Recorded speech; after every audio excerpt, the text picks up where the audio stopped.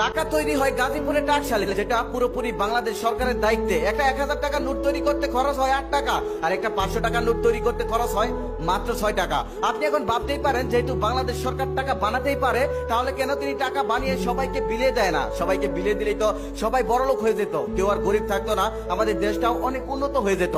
এমনটাই করেছিল কোন এক দেশের সরকার। সে ভেবেছিল টাকা তৈরি করে তার দেশের সকল জনগণকে বিলিয়ে দিবে, আর তার দেশের কোনো লোক গরিব থাকবে না, সবাই বড়লোক হয়ে যাবে, এমনকি তার দেশটাও বড়লোক হয়ে যাবে। এক দোকানদার দোকান করছিল, ঠিক সেই সময় সে খেয়াল করলো যে তার অ্যাকাউন্টে 50 কোটি টাকা ঢুকেছে। তখন সে দোকান টোকান ফেলে বাড়ির দিকে দৌড়াতে লাগলো। দৌড়াতে দৌড়াতে তার বন্ধুর সাথে রাস্তায় দেখা, তার বন্ধু সবজি বিক্রি করে, সেও দৌড়াতে দৌড়াতে বাড়ির দিকে যাচ্ছে। বন্ধুকে জিজ্ঞেস করলো, গিরে তুই দৌড়াচ্ছিস কেন? তখন তার বন্ধু বলল, আমার অ্যাকাউন্টে 50 কোটি টাকা ঢুকেছে, আমি এখন আর সবজি বিক্রি করে কি করব? তারপর লোকটা বললো, আমার অ্যাকাউন্টেও 50 কোটি টাকা ঢুকেছে। তারপর সেও দৌড়াতে দৌড়াতে বাড়িতে গেল। বাড়িতে গিয়ে দেখলো তার ছোট ভাই কলেজে পড়ে, সে আর কলেজে যায়নি, কারণ তার অ্যাকাউন্টে 50 কোটি টাকা ঢুকেছে। সে এখন আর লেখাপড়া কি করবে? পাশের বাড়ি একজন টিচার ছিল, সেও আর স্কুলে বাচ্চাদের পড়াতে চায়নি, কারণ তার অ্যাকাউন্টে 50 কোটি টাকা ঢুকেছে। এখন সে আর বাচ্চাকে পড়িয়ে কি করবে? কৃষক ধান চাষ করা ছেড়ে দিল, কারণ কৃষকের অ্যাকাউন্টেও 50 কোটি টাকা।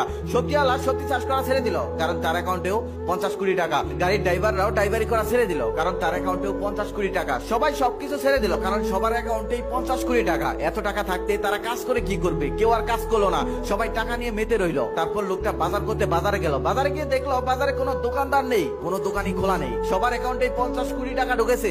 তারা দোকান করে আর কি করবে? তারপর লোকটা বাজার থেকে কিছুই আনতে পারলো না, টাকা নিয়ে গিয়েছিল, টাকা নিয়ে বাড়িতে ফিরে এলো। 2 দিন না খেয়ে থাকার কারণে লোকটা অসুস্থ হলো, হসপিটালে গেল। হসপিটালে গিয়ে দেখলো হসপিটালে কোনো ডক্টর নেই, কারণ সব ডক্টরের অ্যাকাউন্টেও 50 কোটি টাকা ঢুকেছে। তাই তারা চাকরি বাকরি ছেড়ে দিয়েছে, কেউ আর অফিস করছে না। তারপর লোকটা বাড়িতে ফিরে এলো। কিছুদিনের মধ্যেই সেই দেশে হাহাকার লেগে গেল, কারণ খাবার নেই, পানি নেই, পোশাক নেই, কিচ্ছু নেই, কারণ কৃষক ধান চাষ করেনি, সবজিওয়ালা সবজি চাষ করেনি, মাঝি পুকুর থেকে মাছ তোলেনি। তুলে কি করবে? সবার অ্যাকাউন্টে তো 50 কোটি টাকা, সবাই তো বড় লোক, তাদের তো আর টাকার দরকার নেই। কিছুদিনের মধ্যে সেই দেশের মানুষ অনেক বিপদে পড়ে গেল।